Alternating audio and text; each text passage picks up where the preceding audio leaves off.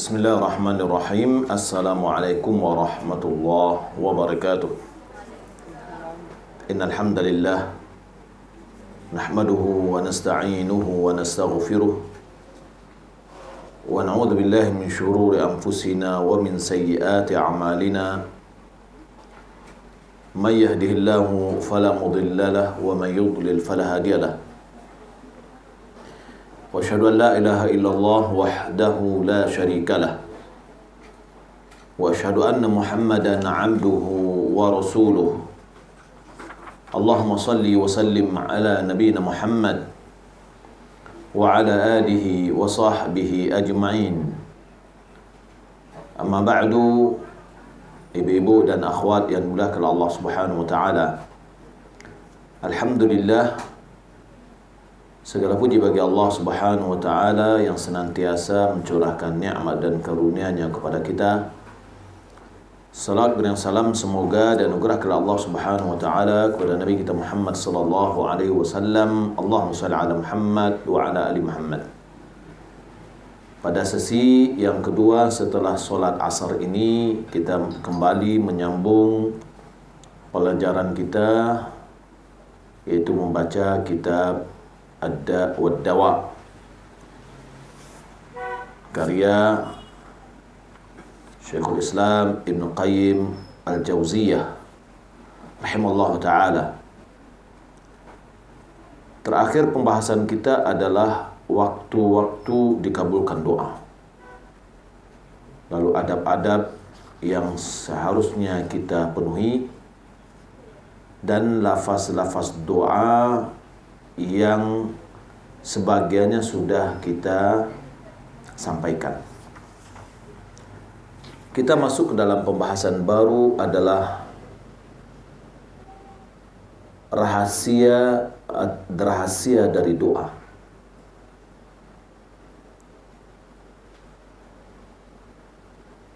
Wa katsiran ma najidu ad'iyatan da'a biha qaumun fastujiba lahum. Sering kita menemukan doa-doa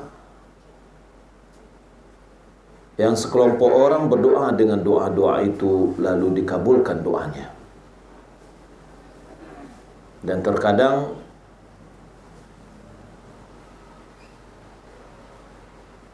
beriringan dengan doa itu kondisi kedaruratan orang yang berdoa dan menghadapnya hatinya kepada Allah Subhanahu wa taala. Jadi maksudnya, di samping dia berdoa, kondisi dia pada saat itu betul-betul orang yang terpaksa, orang-orang kondisi darurat, dan betul-betul menghadap kepada Allah Subhanahu wa taala. Atau sebuah kebaikan yang telah dia lakukan sebelumnya, yang mana Allah Subhanahu wa taala jadikan doanya itu dikabulkan oleh Allah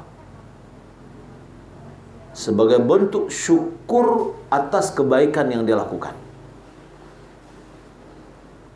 Atau doanya itu berketepatan dengan waktu dikabulkan doa. Maka dalam karakter itu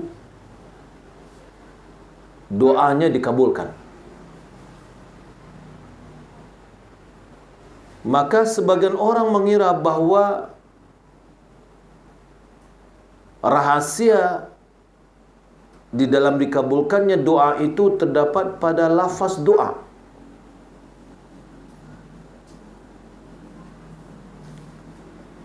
Berdasarkan dalam prasangkanya itulah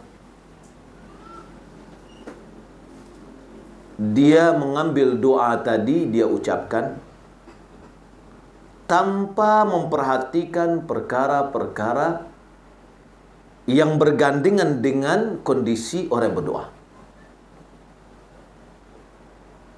Maka ini seperti orang yang memakan obat yang bermanfaat pada waktu yang sepantasnya dia meminum obat. Lantas obat tersebut memberikan kesembuhan, bermanfaat. Maka orang lain mengira bahwasanya minum obat itu saja sudah cukup untuk mendapatkan kesembuhan, tanpa melihat waktu dia meminum obat itu. Maka kondisi itu adalah sebuah kekeliruan. Maka disinilah kebanyakan kekeliruan yang terjadi pada manusia.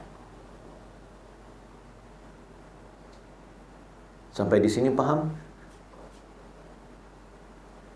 Saya ulangi. Mungkin di antara kita ada yang mengatakan, kenapa doa saya tidak dikabulkan juga? Si fulan dia berdoa, saya berdoa dengan lafaz yang sama yang diucapkan oleh si fulan.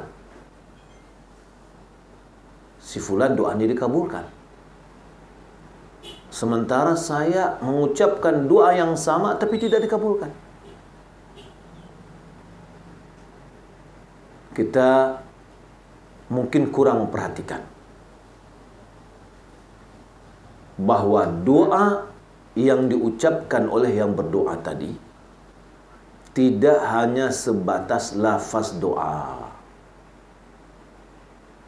tapi ada instrumen-instrumen lain, faktor-faktor lain yang memperkuat doanya itu dikabulkan.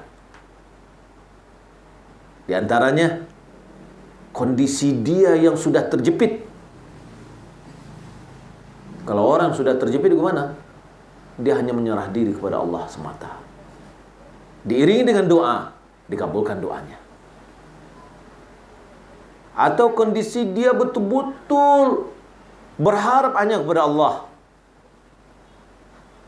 dan dia mengucapkan lafaz doa, doanya dikabulkan. Atau dia sudah berbuat kebaikan, ibadah mungkin yang dilakukannya, bermacam-macam bentuk ibadah, ya, baca Al-Quran, sholat, atau kebaikan-kebaikan yang lain, ketaatan-ketaatan yang lain yang dia kerjakan. Setelah dia mengerjakan itu, dia berdoa dengan lafaz doa yang dipilih tadi. Lalu Allah kabulkan doanya, tanda atau sebagai syukur kepada orang tadi karena dia berbuat kebaikan. Atau doa yang dilafazkannya itu berketepatan dengan waktu dikabulkan doa. Maka kita perlu memperhatikan instrumen-instrumen tadi. Kita harus memperhatikan faktor-faktor yang ada di sekeliling doa. Jangan kita hanya sebatas melihat kepada lafaz doa itu. Maka dari tadi diperumpamakan, ya, diumpamakan seperti orang minum obat paten nih, tapi pas minum obatnya tidak pada waktu atau bentuk yang diinginkan atau yang diharapkan, tidak juga sembuh. Tapi ketika dia minum obat paten dan tepat pada waktu dalam bentuk yang diinginkan, seperti dosisnya, kondisinya, sehingga sembuh. Jangan hanya sebatas mengandalkan obat paten tapi tidak memperhatikan faktor-faktor yang lain. Itulah kurang lebih pendekatan dalam kerahasiaan di dalam berdoa. Maka oleh karena itu, terkadang doa itu berketepatan dengan unsur keterpaksaan. Di samping sebuah kuburan, lantas dikabulkan doanya. Ya, ingat, boleh jadi ada orang berdoa, dia berdoa, ada instrumen lain yang menyebabkan dia terkabulkan doa. Apa? Unsur, ya, keterjepitan atas sapi gitulah, ya. Tidak ada lagi jalan kecuali ini kembali kepada Allah. Namun pas dia berdoa di samping kuburan, lalu doanya dikabulkan. Maka orang yang tidak berilmu, orang jahil, mengira bahwa rahasia dikabulkan doanya itu di kuburan. Ya, dia tidak mengetahui bahwa rahasianya sesungguhnya itu adalah dalam unsur keterjepitan dia itu, keterpaksaan dia kepada Allah Subhanahu wa taala saja, kejujuran dia untuk kembali kepada Allah. Itulah yang menyebabkan doanya dikabulkan. Ya, apabila kondisi itu berketepatan di sebuah rumah dari rumah-rumah Allah, yakni masjid, maka tentu itu lebih afdal dan lebih dicintai oleh Allah dan doanya dikabulkan. Begitu juga kalau kita bawa, kenapa kita melihat setiap orang melafazkan nazar keinginannya terpenuhi? Betul tak, ibu-ibu dan akhwat? Ada orang yang dengan hatinya yang dalam, ya, rasa ketawakalnya tinggi kepada Allah, nyukat Tuhan, kalau seandainya ambo lulus ujian gua, karena dia sudah tidak ada lagi pilihan kecuali hanya mengharapkan pertolongan dari Allah, maka pada saat itu dia katakan, kalau seandainya ambo kelulus nanti, ambo akan bernazar mendabih seekor sapi. Ya, ketika dia sudah mengucap, tahunya memang lulus. Nah, apakah yang meluluskannya ini adalah nazarnya, atau ketulusan dan kejujuran dia beriltija kembali kepada Allah? Maka jawabannya adalah keseriusannya. Dia menghadap kepada Allah, itulah yang menyebabkan ucapannya itu terkabulkan, bukan nazarnya. Kenapa begitu? Karena Nabi, berdasarkan yang diriwayatkan oleh Ibnu Umar, naha Rasulullah sallallahu alaihi wasallam anin nazar. Nabi melarang dari nazar. Ya, faqal, Nabi mengatakan, innahu la ya'ti bi khair. Nazar itu tidak mendatangkan kebaikan. Berarti nazar itu tidak mengabulkan doa, tidak mendatangkan kebaikan. Tapi apa yang didatangkan oleh nazar? Ibu akhwat, apa yang didatangkan oleh nazar? Kesusahan. Karena kita mengilzamkan, mengharuskan kepada diri kita apa yang tidak diharuskan oleh Allah. Ya, kalau seandainya dia berdoa betul-betul sungguh-sungguh, dia berdoa kepada Allah tanpa dia harus mengilzamkan dirinya akan sesuatu, maka doanya akan dikabulkan juga. Karena ada faktor yang menyebabkan doanya dikabulkan. Tapi pada umumnya, orang-orang yang tidak berilmu tentang hadis tadi, dia memandang bahwa yang mengabulkan doanya itu adalah nazar itu. Nabi mengatakan, innahu la ya'ti bi khair. Nazar itu tidak mendatangkan kebaikan. Innama yastakhriju minal bakhil. Bahwasannya nazar yang seperti itu dikeluarkan dari orang yang bakhil. Siapa yang bakhil? Adalah dia memberi jika dia diberi. Dia baru bernazar, dia baru ingin menyembelih, mendekatkan dirinya kepada Allah kalau dia diberikan kelulusan. Kalau enggak, maka dia tidak lakukan. Berarti itu namanya bakhil. Ya, diberi dulu baru dia memberi. Kalau enggak dia agih, ini enggak magih. Tapi kalau inilah dia agih, enggak magih, anu itu. Hah? Apa namanya tu ibu-ibu? Ceke. Beda ju pilih. Ya. Faslun, sudah paham ya? Jadi di mana rahasia doa itu dikabulkan di mana? Bukan di lafaznya. Tapi ada instrumen lain, yaitu kondisi terjepit atau betul-betul menghadap 100% kepada Allah, atau kebaikan yang dilakukan dulu lalu dia berdoa setelah itu dan dikabulkan oleh Allah karena tanda sebagai syukur kepadanya, atau pada waktu dikabulkan doa dia berdoa. Ya. Faslun, ad-du'a kas-silah. Doa itu bagaikan senjata. Wal ad'iyatu wa ta'awudzat bimanzilatis silah. Doa-doa dan doa-doa perlindungan, atau bahasa kita mungkin bahasa bebasnya perisai diri. Ya, doa-doa yang kita baca untuk memperisai diri bimanzilatis silah,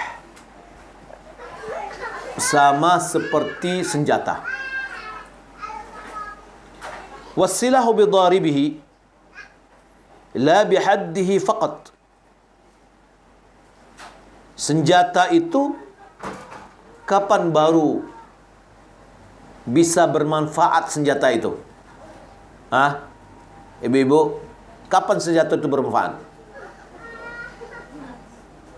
Kalau seandainya orang yang, taruhlah pedang ya, pedang ini senjata tajam, ya, baru bermanfaat adalah kembali kepada orang yang memakainya, orang yang memukulkannya. Tidak hanya sebatas ketajaman saja. Senjata yang tajam, tapi tukang memukulkannya itu lama. Mangke padang juga tidak bisa dong.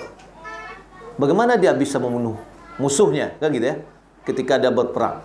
Tapi perlu kembali kepada kekuatan orang yang memakai senjata itu. Kuat enggak dia?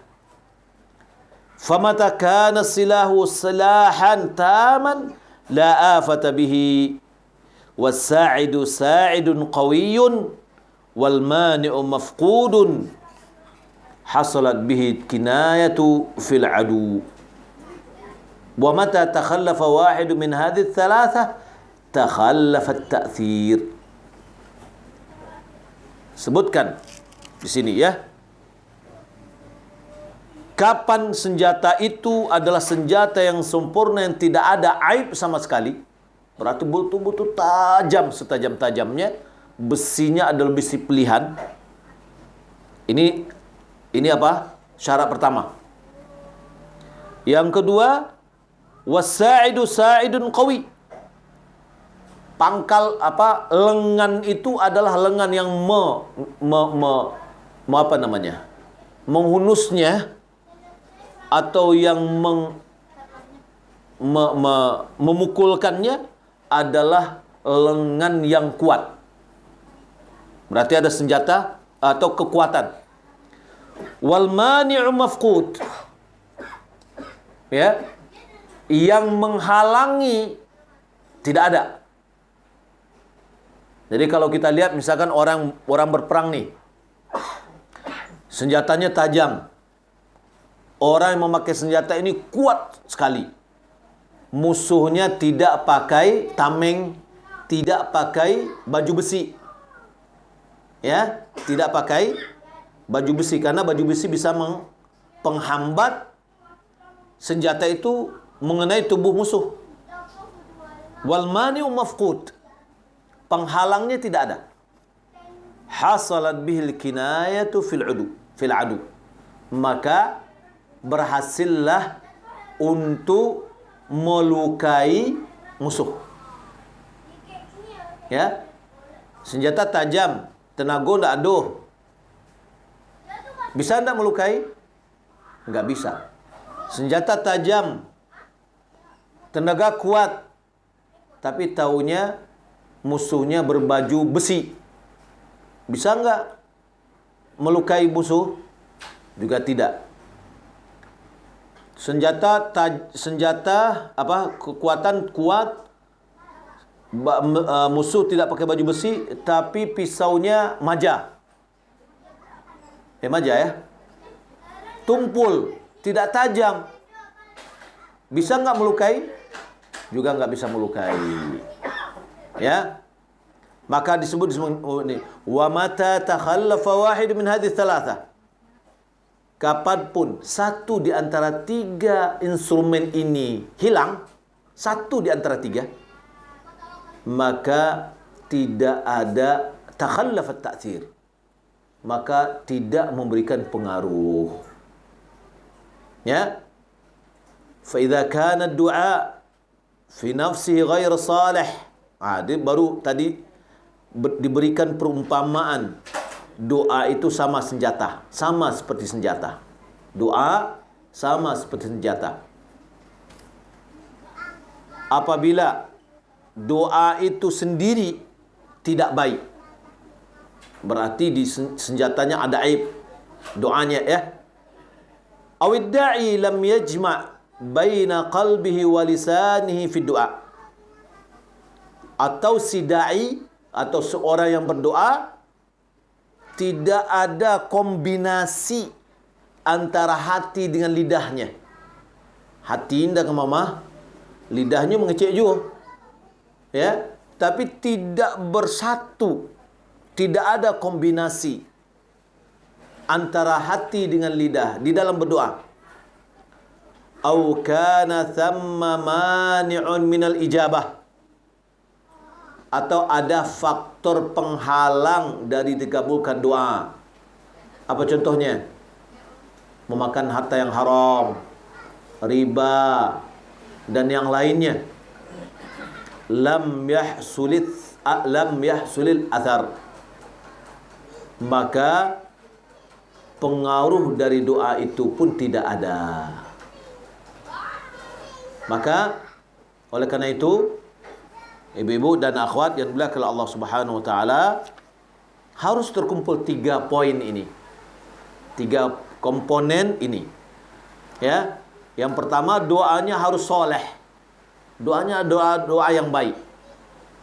Maka kita pilihlah lafaz-lafaz doa.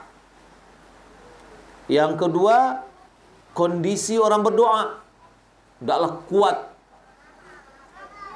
Ada kombinasi antara hati dan lisan. Ya, waktunya berdoa dan seterusnya dari adab-adab berdoa yang lain dipenuhinya. Itu adalah instrumen yang memperkuat kekuatan orang yang berdoa. Kemudian yang ketiga, tidak adanya penghalang-penghalang dikabulkannya doa. Maka doa kita akan dikabulkan oleh Allah Subhanahu wa taala. Saya rasa sampai di sini aja dulu, karena hujan, rasanya konsentrasi ibu-ibu juga sudah tidak konsentrasi, ya. Sudah pikirannya ke rumah, hari hujan lagi dan seterusnya. Dan pembahasan kita yang berikutnya adalah sedikit berat antara doa dengan takdir. InsyaAllah pada pertemuan berikutnya kita akan sambung, walaupun yang sedikit ini mudah-mudahan bermanfaat. Wallahu ta'ala alam. Taib, kita ya melihat pertanyaan-pertanyaan yang masuk, ya. Kalau ada pertanyaan yang masuk nih. Pertanyaan Ada yang mau bertanya, Ibu? Di 0859 72727277. 0859 72727277 ya. Taib, ini ada pertanyaan. Wah, panjang juga nih pertanyaannya. Assalamualaikum warahmatullahi wabarakatuh Ustaz. Waalaikumsalam warahmatullahi wabarakatuh. Semoga Allah memberikan kebaikan, keberkahan dan ampunan untuk Ustaz dan Ustazah dan keluarga. Begitu juga untuk kaum muslimin. Amin. Ya. Semoga ini doa di akhir Jumat. Semoga Allah Subhanahu mengampuni kita semua dan dikabulkan doa ini. Ustaz, ana izin bertanya, beberapa hari yang lalu setelah sampai hadis wajibnya menutup wajah untuk wanita, meskipun ada khilaf di kalangan ulama, tadi pun sempat disinggung pendapat salah satu syekh bahwa beliau mewajibkan akhwat menutup wajahnya. Lalu jika sebelumnya saya tidak diizinkan untuk bercadar oleh orang tua saya, apakah lebih baik saya bertanya dan meminta izin lagi kepada mereka terkait cadar ini, sebab saya tinggal di lingkungan yang banyak fitnah. Mohon doanya Ustadz, semoga Allah kasih kemudahan untuk saya mengikuti dan mengamalkan dalil wajibnya memakai cadar. Taib. Sebagaimana yang sudah dibahas dan yang bertanya pun sudah paham bahwasanya ini adalah khilaf. Ada di antara ulama yang mewajibkan untuk menutup wajah bagi wanita di hadapan selain dari mahramnya. Ada yang tidak mewajibkan. Bagi yang sudah menganggap itu adalah wajib, maka tentu harus konsisten kita. Maka ya perlu kita menyampaikan kepada orang tua kita apa yang sudah kita pahami. Kita jelaskan kepada mereka ya dengan sebaik-baiknya sesuai dengan kadar logika mereka. Apabila mereka paham, maka tentu ini merupakan kekuatan yang mensupport kita untuk melakukan yang disyariatkan oleh Allah. Maka tidak mengapa kalau seandainya bersangkutan juga mendiskusikan kepada orang tua agar bisa memberikan ya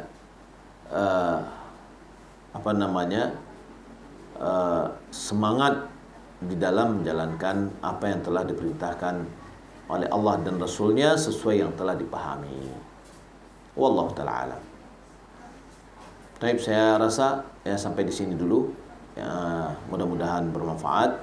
Wassalamualaikum warahmatullahi wabarakatuh.